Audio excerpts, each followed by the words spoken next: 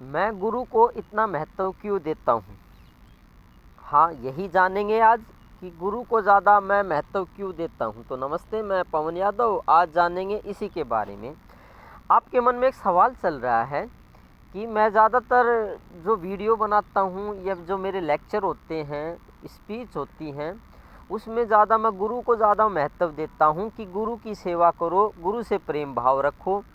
आपके मन में यही सवाल चल रहा है कि ऐसा इतना ज़्यादा महत्व क्यों दे रहे हैं ये उस परमात्मा से भी ज़्यादा महत्व गुरु को दे रहे हैं। और आपने भी ये बात सुनी होगी कि गुरु को ज़्यादा महत्व देना चाहिए और उनसे ज़्यादा प्रेम भाव रखना चाहिए।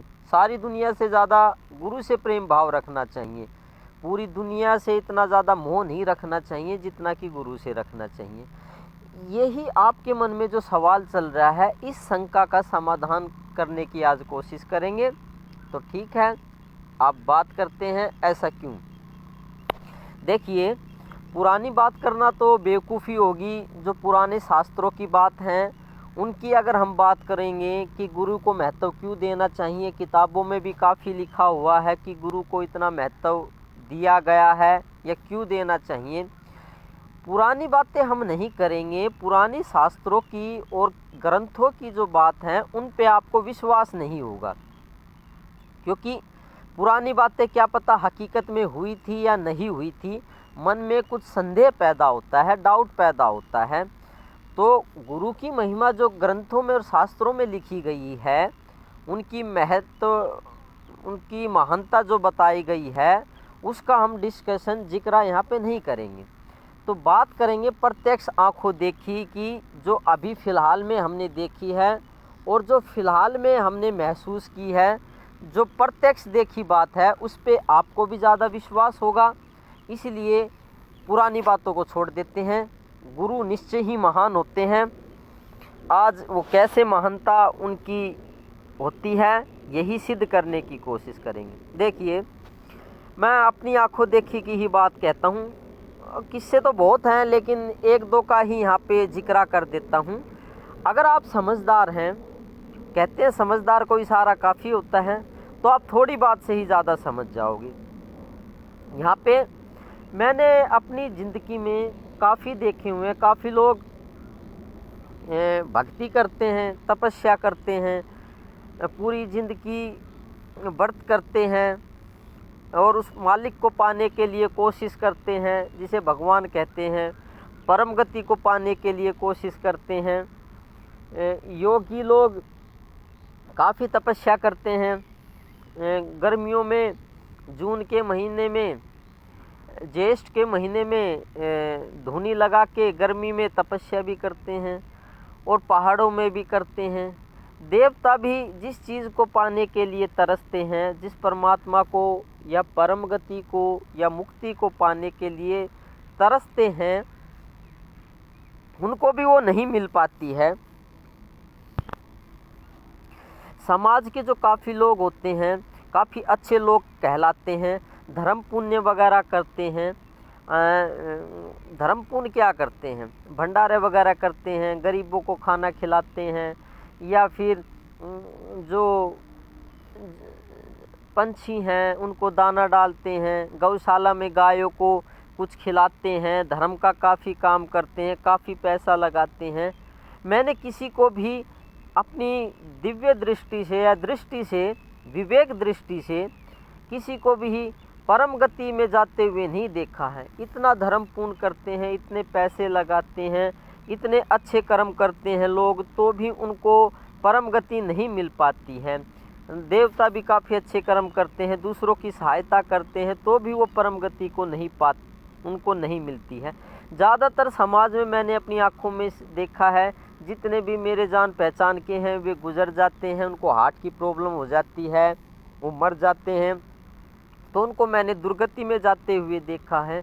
कोई बछड़ा बना हुआ है, कोई बिल्ली बना हुआ है, कोई गाय बन जाता है, कोई मोर का जन्म ले लेता है। तो इस तरीके से धर्म करने वाले भी, अच्छे कर्म करने वाले को भी दुर्गति में जाते हुए देखा है, तपस्या करने वाले को भी दुर्गति में जाते हुए देखा है। लेकिन अभी फ़िलहाल की ही बात थी, एक लेडीज़ थी, उन्होंने गुरु की सेवा बहुत की थी। एक औरत थी, गुरु की सेवा करती थी, उन्हीं से प्रेम भाव रखती थी। मेरी आँखों के देखते ही जब उनका देहांत हुआ, वो मेरी आँखों के ही सामने उस परमात्मा में विलीन हो गई, उस परमात्मा में समा गई। तो कितनी महानता की बात है। दुनिया कितना जतन करती है उस परम गति को पाने के लिए, कि अभी पीछे जो बताया, धर्म पूर्ण करते हैं, तपस्या करते हैं, कोई व्रत रखते हैं, तो किसी को भी सतगति प्राप्त नहीं होती है, वे दुर्गति का ही जन्म लेते हैं। कोई कौवा बना हुआ है, कोई कीड़ा मकोड़ा बन जाता है।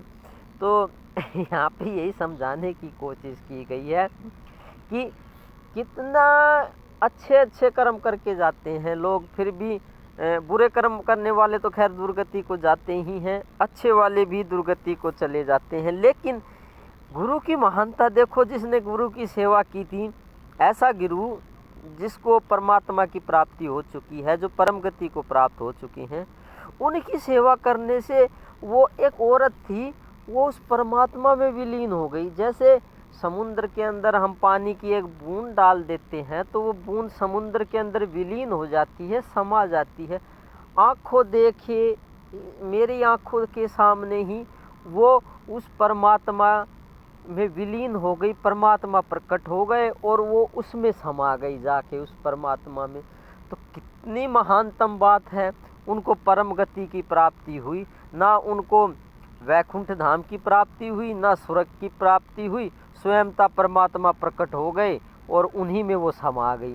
तो आप ये बताइए, उनके गुरु की कितनी महानता है कि उनके प्रताप से, उनकी सेवा के प्रताप से और उनके प्रेम भाव के प्रताप से स्वयंता परमात्मा प्रकट हो गए और उनमें वो विलीन हो गई। तो यही कहना चाहूँगा, जिसको इस गति को पाने के लिए, इस परम गति को पाने के लिए लोग क्या क्या नहीं करते। वो एक छोटी सी गुरु के प्रेम भाव से और उसकी सेवा से वो गति प्राप्त हो गई, आसानी से प्राप्त हो गई। तो आप ही समझिए इस बात को कि गुरु की सेवा और गुरु का प्रेम महानतम है या नहीं है। तो इतनी बड़ी पदवी मिल गई, इस दुनियादारी से छुटकारा मिल गया, और इससे बड़ी गति क्या होगी कि स्वयंता परमात्मा प्रकट होते हैं और उसमें आत्मा वो विलीन हो जाती है। तो मैं उम्मीद करता हूँ बात आपको समझ में आई होगी कि मैं गुरु को इतना महत्व क्यों देता हूँ। लाख जतन कर लो, लेकिन जो गुरु की सेवा से, गुरु के प्रेम से जो चीज़ प्राप्त हो जाएगी, जो परम गति प्राप्त हो जाएगी, जो वस्तु प्राप्त हो जाएगी, कुछ भी समझ लो आप, वो आप कितने ही जतन कर लो उनसे नहीं होने वाली। तो धन्यवाद। गुरु की सेवा कीजिए, गुरु से प्रेम भाव रखिए, धीरे धीरे आपको उस परम गति का धीरे धीरे अनुभव होने लगेगा और गुरु की महानता का अनुभव होने लगेगा। तो धन्यवाद आज के लिए। कल फिर बात करेंगे किसी अच्छे टॉपिक पे, किसी शुद्ध विचार पे। धन्यवाद।